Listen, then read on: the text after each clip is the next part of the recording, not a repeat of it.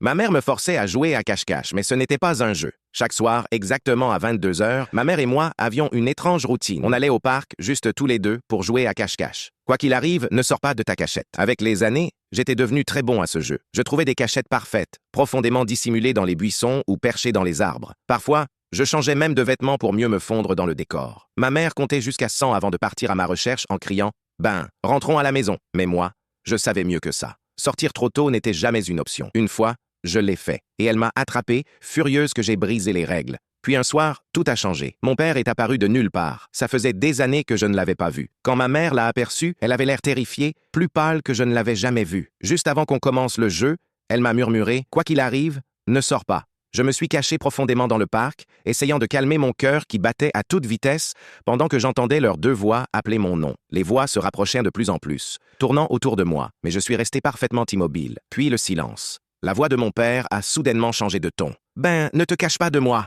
Mais je savais mieux que ça. Je suis resté caché jusqu'au lever du soleil, sans bouger d'un centimètre. Quand je suis finalement rentré à la maison, ma mère m'a serré très fort dans ses bras avant de murmurer « Tu t'en es bien sorti ». C'est à ce moment-là que j'ai compris que ça n'avait jamais été juste un jeu.